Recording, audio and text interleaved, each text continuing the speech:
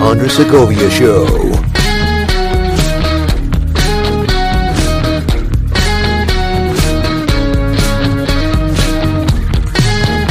Welcome to the program where we deal with the issues you should care about. It is so good to be sitting behind this microphone once again.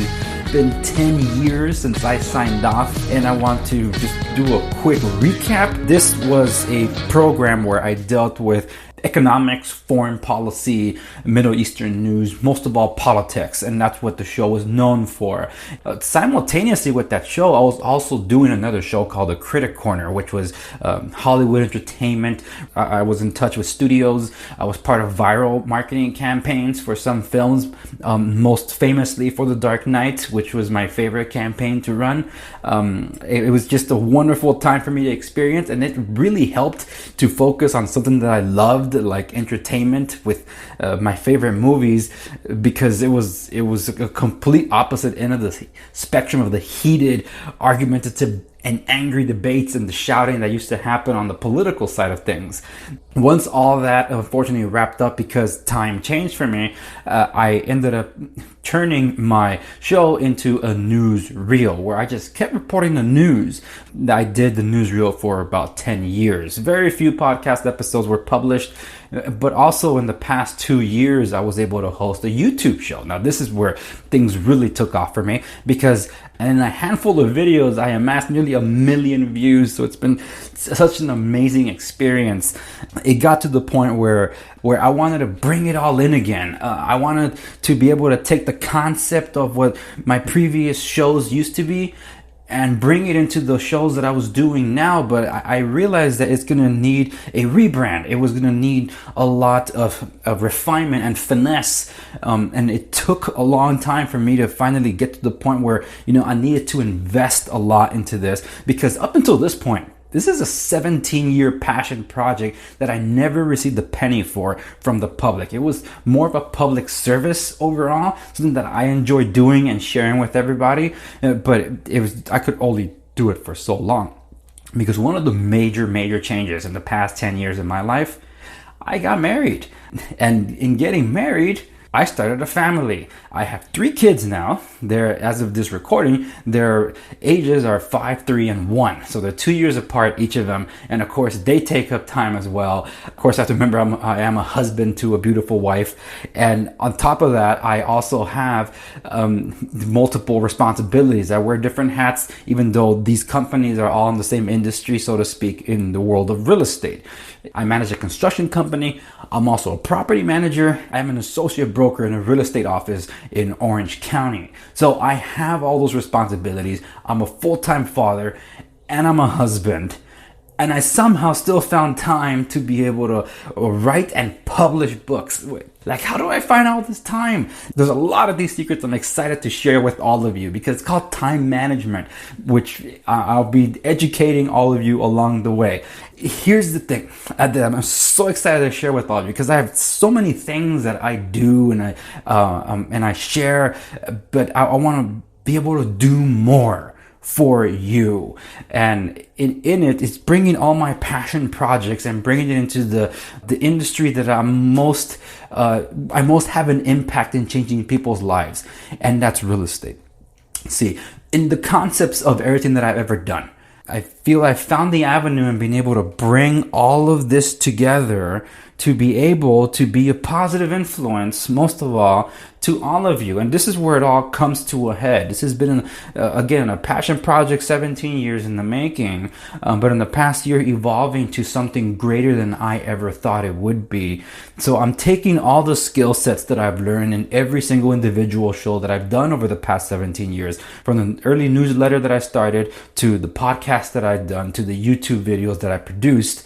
I want to help you, the public, by informing you, educating you, coaching you, motivating you, and inspiring you, mostly through real estate, but also to help in your lives and manage things better. Because it's one thing to say, hey, go get into real estate. But the thing is, there's preparation also required to do that. And the preparation that's required to do so are techniques and concepts and procedures you can apply to different areas of your life in terms of preparedness. Because one of the major things I want to share with you in a different episode, it won't be in this one, but I'll tease it here, is that in the past 2 years, I have the biggest life change I've had since getting married.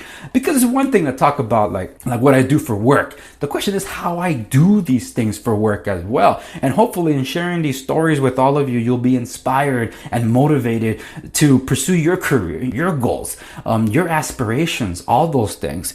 And to know that, hey, Andres can do it, so can I. And that's kind of what I encourage people to do, because there's always a lot of news out there, negative mostly, which is why I wanted to change a lot of the scope for my new venture into the Andres Segovia Show, dealing with the issues you should care about. And in this case, the thing you should care about is you. Number one, the one you neglect, that you see in the mirror every single day and sometimes forget about. You can forget about it by malnutrition, lack of rest, lack of focus, lack of motivation. No, it's the lack of a positive mindset. And I'm not saying positivity is the answer either. I mean, something that takes you and motivates you to do better in life, that has an impact on those around you that mean the most to you. So that's what I'm getting at. That's what I want to achieve with this show.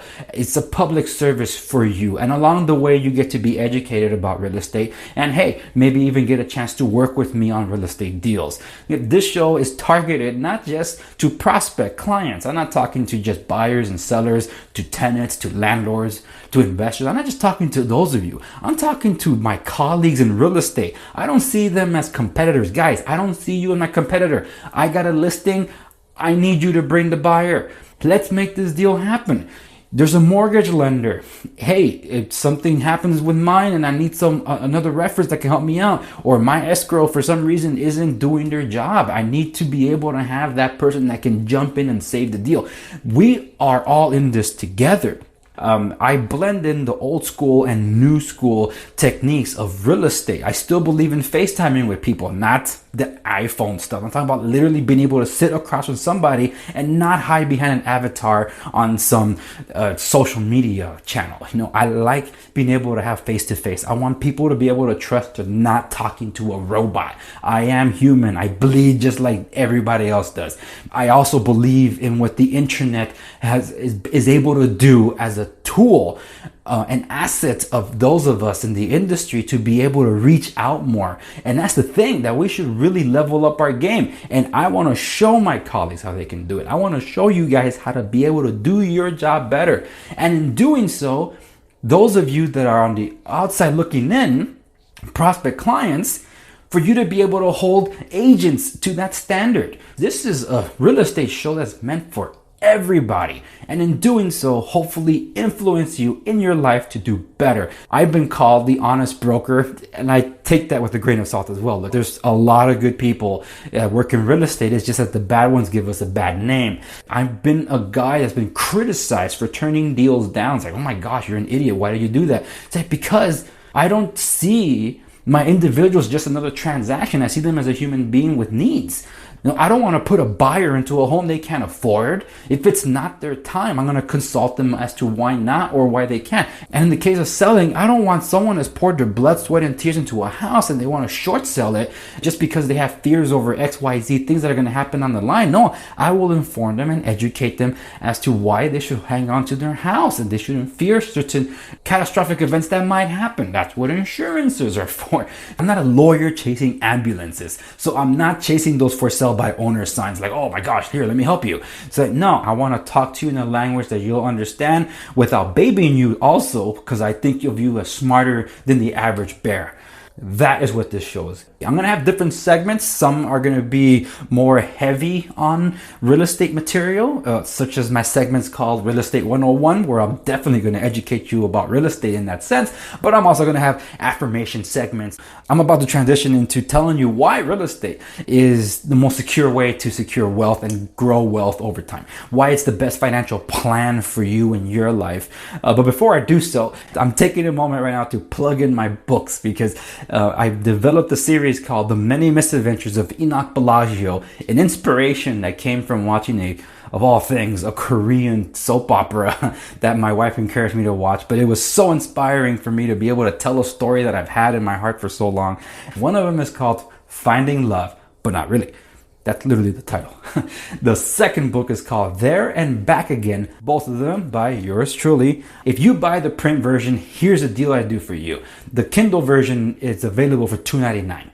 But you buy the print version, you get the Kindle version for 99 cents. It helps me a great deal to be able to continue producing the next book and then the next book after that, because this has morphed into a series of 6 books. It's a book every year for the next 3 years.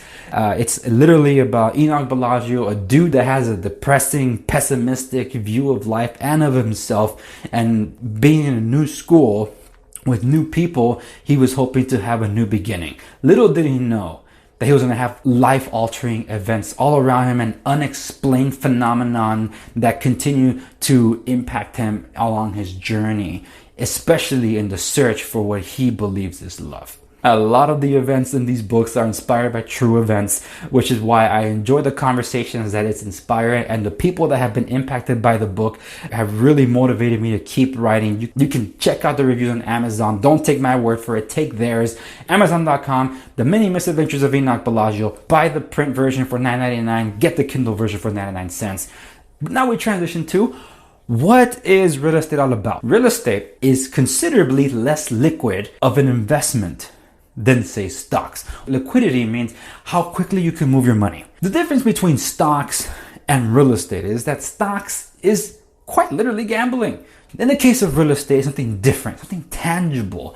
You play your cards right, you'll be on the path to wealth. I'll educate you about different ways into getting into real estate in future episodes, but I just want to tell you a story about someone that took their chances on real estate and made an impact on his family the world over. And I'm telling a story of my father. My father was born and raised in Central America, specifically El Salvador. He's one of 7 children. They lived on a ranch in El Salvador. In the 1970s, there was strong movement of communism, and as communism was continuing to march all over the world, literally South America and Central America were up in flames, and different civil wars, as different uprisings were happening. My dad's family was caught in the middle of this. They did not side with either party. The government ended up basically eminent domaining or stealing my family's land and left them homeless. And my grandfather, who I'm named after, did not believe in getting help from anybody either. He believed in the hard work, from the sweat of your brow, you'll be able to get ahead. And that's exactly what he did. My family, thank God, were able to move from their hardships and move forward. So my father ended up getting a job at Hotel Imperial, or the Imperial Hotel. I believe it was in San Salvador, which is the capital of El Salvador. This one time, a apparent Secret Service agent did stay there and for some reason eyed my father for whatever reason. He ended up checking out, but shortly thereafter, 2 other members of the Secret Service came in and actually arrested him. What I like to say is kidnap him. They put him in a vehicle, drove him to an off-site place, and put him in a room where they tortured him for 16 hours. They had told him that he will never see the light of day, that they were going to kill him for whatever reason it was. He had friends in high places that ended up getting him out of there. And as soon as they told him that you can't stay in El Salvador, you have to get out of here. So my father got his papers and was able to reach out to some friends in Mexico and try to make an honest living from there. So when he went to Mexico, unfortunately, the continued conflicts were reaching some of the lower points of Mexico, and the friends there had told my father, like, look, you know what, you're not going to find much of anything for you here. You're going to have to go to the United States. He ended up around Los Angeles. It was ABC Nursery that gave him his first job. In there, he actually started fixing certain things as kind of like a handyman. He was pretty good at it. So he ended up becoming a door-to-door sales guy, in this case, a handyman, door-to-door handyman. And he was in West Los Angeles and going door to door, and there was a family called the Langs. They were very happy with his work. They gave him his first investment to legitimizing himself, which he did. He ended up calling JS Maintenance. And this is the humble roots of where his construction company come from. He started adopting construction because he ended up learning tools of the trade in construction. And when he became a licensed contractor, he turned it into JS Construction and dropped maintenance altogether because he just got busy with that. And 25 years later, that company is still going strong. So it's been an amazing start. But that's what he ended up doing for work. What he ended up getting exposed to via his work in maintenance and construction was real estate itself. Because he was able to make relationships with people that give him access to certain things he didn't see before. He saw opportunities to buy property. And he bought his first property, which was a triplex. I was about 4 or 5 years old when we moved to this triplex in what was known then as South Central Los Angeles. A gang-ridden area, a lot of drugs, run-down neighborhoods. He was able to live in one, rent the other two, able to get some income out of it, to be able to buy his next property. And then he bought the next one and the next one. And some of the property he bought along the way were flips. So he was able to turn some of those investments over into a capital gain.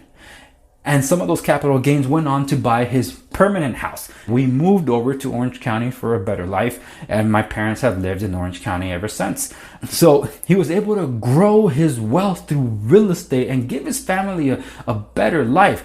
And I don't just mean here. I'm talking about the money he was shoveling to send back to help his family in El Salvador. He was able to pull so many of them out of poverty. Some people have habits that never change, so they never got out of their habits. But for the most part, he got the majority of his family out, where his parents were able to enjoy a life they couldn't enjoy before, one with less responsibility than before. But he could not do this, A, without the grace of God, and B, real estate. Real estate was the avenue that God gave my father to be able to achieve all this, and you can too. It's called the American dream. Some people just don't understand it as well as you should, and some people have to say that it's over, it's not happening. And there's a lot of anti-homeownership sentiment out there that drive a lot of negative articles that discourage from buying a home, even from some investors that I found. It's really disappointing and disheartening. I want to tell you why you shouldn't listen to some of these myths that are perpetuated every single day via the media, via the internet, that the things that you find via Google, Bing, or whatever it is that you search for resources and education. Some of these things are definitely misinformed or misguided or have an agenda against certain things. And in some cases, some investors are saying the truth in those negative stories as well. They just don't have the punchline to tell you what you should be doing. And that's what this show intends to do. You can do it. It's the question of when and are you prepared? Those are the two things that you truly have to know. And I'm going to show you on this show. But if you are already one of those that's prepared to dive into real estate but don't know if it's the right time, hey, guess what? You're talking to a broker here. And I'm giving you an opportunity to be able to reach out to me directly. My number is 714-512-2041. 714-512-2041. You can go to my direct website for all things real estate, which is segoviares.com. That's SEGOVIARES.com. You can find all my contact information there. You can find resources regarding buying, selling, including something we do at Mark One Real Estate. What we do was called the Wealth Academy, something that is able to explain to you the journey of investment or financial planning via real estate and show you how you can build that path to wealth through real estate. Whether you have a home or don't have a home, the news is the same for you. The point is to be prepared. And if you're ready to make that step into real estate, give me a call. If not, email me, Andres@segoviares.com. Andres@segoviares.com. You can just write to me and say, hey, Andres, I want to talk real estate with you. Is it the right time for me? Yes or no? Boom. Let's talk. If I'm not the guy for you, there's 33,000 other agents in Orange County that you can go turn to. Real estate license number 019094449. This is the Andres Segovia Show. Like, share, subscribe wherever you may be to stay in the know, and you will be in the know. And I'll see you on the next episode.